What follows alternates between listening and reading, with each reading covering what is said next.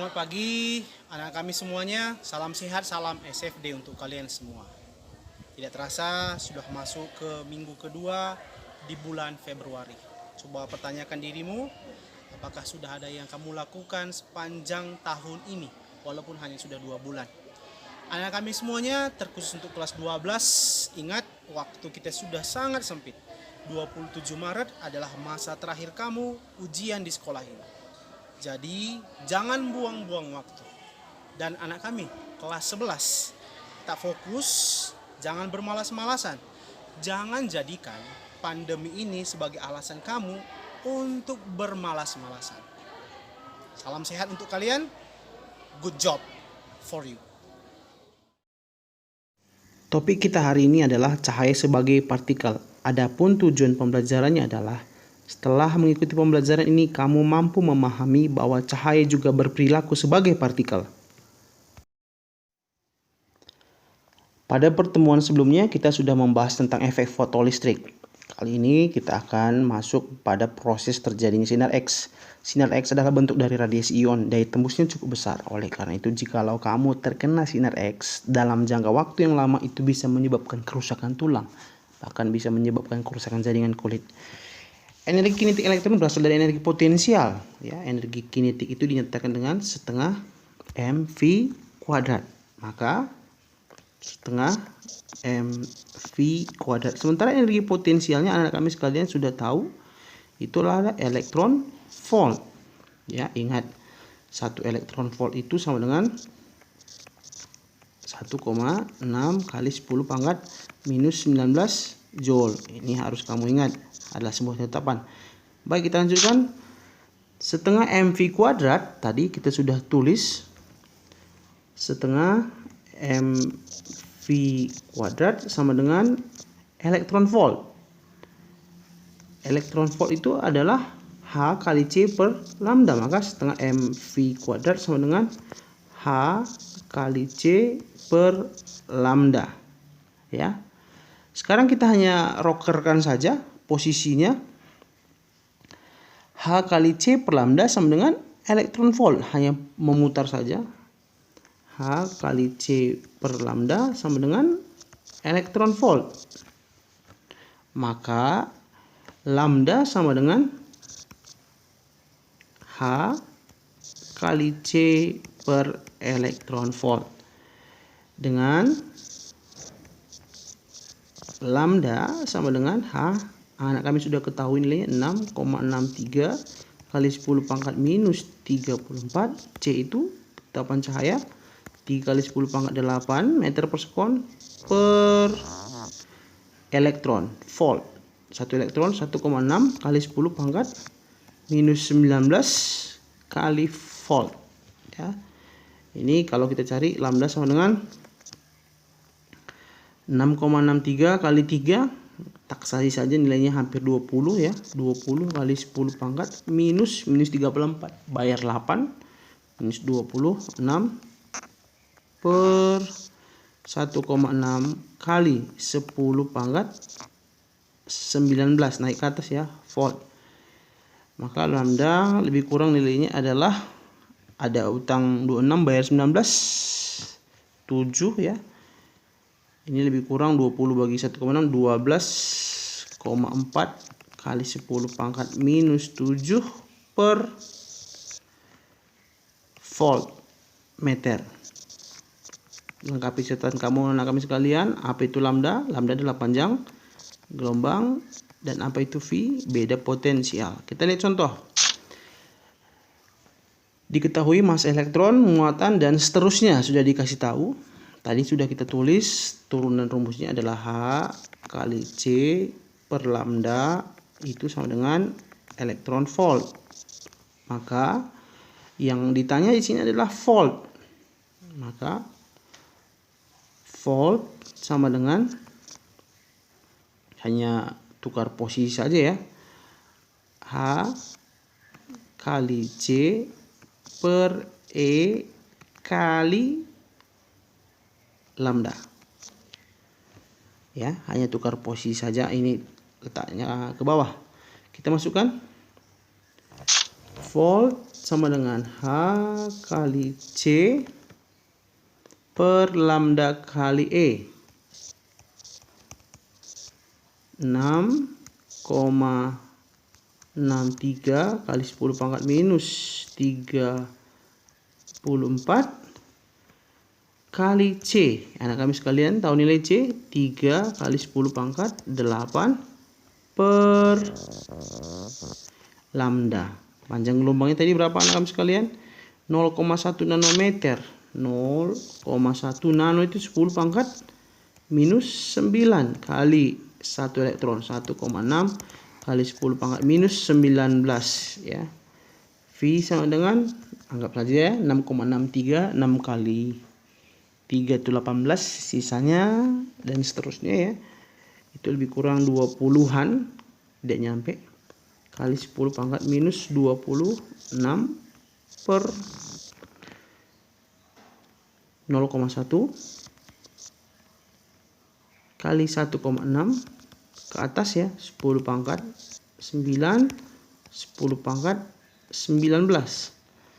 Berarti V sama dengan 20 kali minus 26 jumpa dengan minus 28. 28. Berarti 10 pangkat minus 26 kali 10 pangkat 28 per yang di bawah juga ya, 16 kali 10 pangkat minus 2. Ke atas lagi jadi 10 pangkat 2 ya.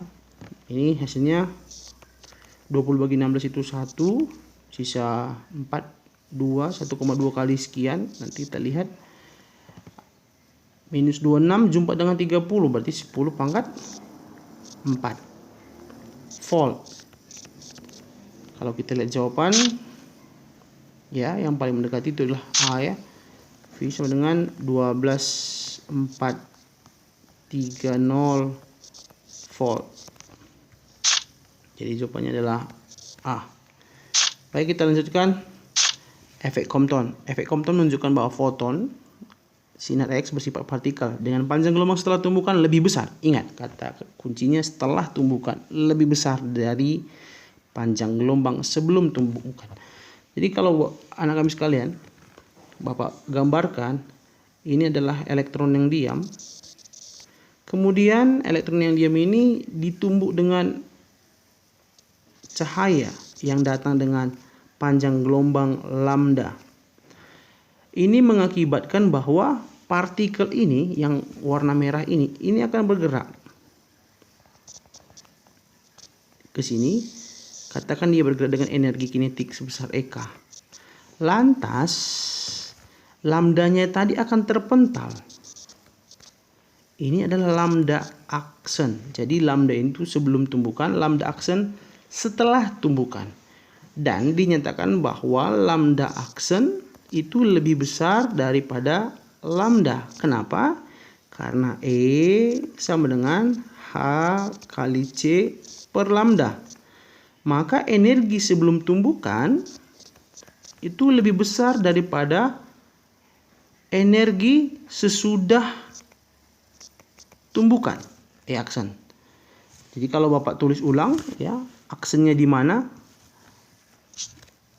Maka kalau Bapak tulis secara berurutan, maka lambda aksen lebih besar daripada lambda. Begini kira-kira, karena energi dan lambda itu berbanding terbalik. Sudah Bapak tuliskan persamaannya dan besar momentumnya. P foton adalah H kali F per C. Karena kita tahu E ini mencarinya adalah H kali C. Kita lihat contoh foton dengan panjang gelombang dan seterusnya. Kalau kamu lihat persamaan yang sudah kita tulis sebelumnya, lambda sama dengan, atau delta lambda sama dengan lambda aksen sesudah kurang lambda sebelum sama dengan H per M0 C buka kurung 1 kurang cos theta. Yang ditanya adalah panjang gelombang foton setelah memantul. Itu artinya sesudah tumbukan. Berarti yang ditanya lambda aksen sama dengan ya, lambda aksen kurang lambda begitu. Jadi kalau pindah jadi lambda tambah, bisa dipahami ya, hanya tukar posisi H per M0 C buka kurung 1 kurang cos theta.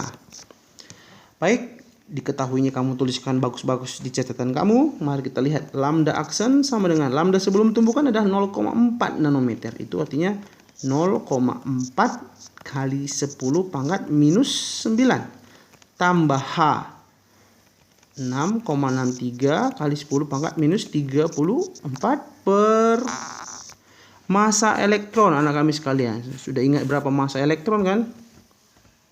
Ini adalah sebuah keharusan untuk kamu ingat. Massa elektron adalah, tadi sudah kita tulis, ada soal sebelumnya. Ini nih, massa elektron 9,1 kali 10 pangkat minus 31. Jadi ada banyak hal yang harus kamu ingat. 9,1 kali 10 pangkat minus 31 kali C 3 kali 10 pangkat 8 kali 1 kurang cos theta. Sudutnya di sini 150. Cos 150 anak kami sekalian berapa? Bisa kamu ingat ya. 1 kurang cos 150. 1 kurang cos 150 adalah sin 30 itu setengah, sin 60 setengah akar 3, sin 120 itu adalah cos 150 itu setengah akar 3 ya. Cos 150 itu setengah akar 3 itu, maka kalau didesimalkan lebih kurang 1 kurang, ingat ya, pada kuadran kedua sinus bernilai positif, sementara kosinus bernilai negatif ya. Berarti 1 kurang min setengah akar 3.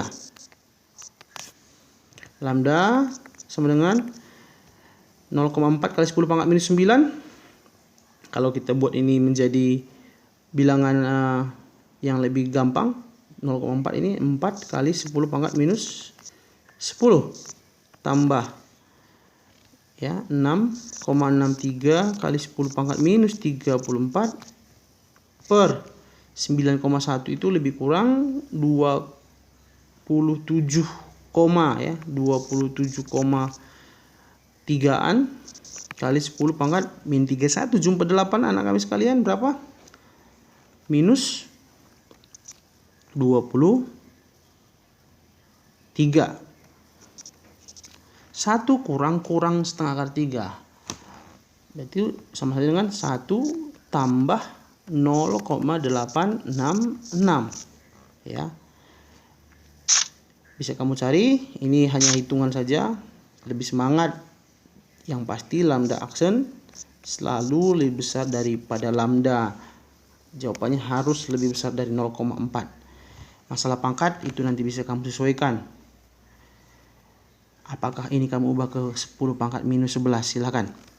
Baik, kita masuk topik berikutnya yaitu hipotesis de Broglie. Hipotesis de Broglie menyatakan bahwa partikel bergerak juga mempunyai sifat sebagai gelombang. Dari pelajaran SMP kelas 1, V sama dengan S per T, kita ganti S itu dengan lambda per T. T itu waktu, periode ya. Maka V sama dengan lambda kali frekuensi. Ini sudah biasa.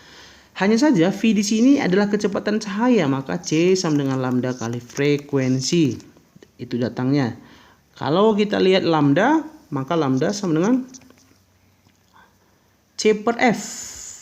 Ya, C per F. Dan kamu ketahui bahwa kalau seandainya ini sama-sama dikali H, atas dan bawah, ini dikali H, ini juga dikali H, maka lambda sama dengan H kali C per H kali F. H kali C itu adalah energi, sementara H kali F itu adalah momentum. Kamu lihat slide sebelumnya. Maka lambda sama dengan E dibagi momentum. Kalau dipulangkan ya sama saja. Tetapi kalau kita jabarkan H itu adalah tadi H kali C Momentum itu kalau dibuat dalam bentuk linear itu adalah M kali V. Ya, M kali V. Maka boleh juga ditulis lambda sama dengan H per M kali V. Kenapa hilang C-nya? Bisa nanti kamu lihat dan jabarkan sendiri penurunan rumusnya. Maka anak kami sekalian, kalau kita lihat persamaannya, setengah mv kuadrat itu tadi sama dengan elektron volt.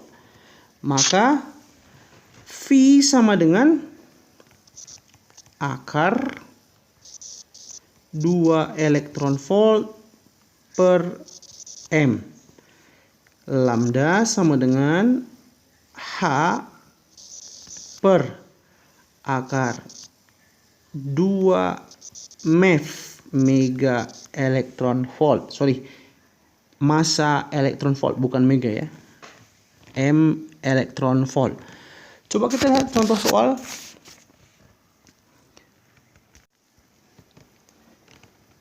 Kita lanjutkan dengan contoh soalnya. Nanti kamu ingat berapa nilai H, berapa nilai massanya, berapa nilai E, dan V itu nanti sudah dalam soal ya. Tetapan Planck, massa elektron, dan 1 elektron. Kita lihat contoh. Elektron dalam keadaan diam dipercepat dengan beda potensial 18 kV. Maka panjang gelombang de Broglienya. Bayangkan anak kami semuanya. Soalnya hanya dalam bentuk begini. Tetapi kamu harus mengingat semua yang sudah diajarkan. Lambda sama dengan yang ditanya adalah panjang gelombang de Broglie. H per akar 2 massa elektron volt. Begini persamaannya. Lambda sama dengan, maka yang tadi Pak bilang harus kamu ingat berapa nilai H? 6,63 kali 10 pangkat minus 34 per akar 2. Masanya berapa anak kami kalian? 9,1 kali 10 pangkat minus 31. Itu massa. 1 elektron 1,6 kali 10 pangkat minus 19 kali voltnya 18 kilovolt. Itu sama dengan 10 pangkat 3. Bisa kamu cari lebih semangat. Nanti ubah satuannya ke dalam meter. Demikian pelajaran hari ini anak kami sekalian. Tetap semangat. Jangan bermalas-malasan. Salam sehat, salam SFD. God bless you.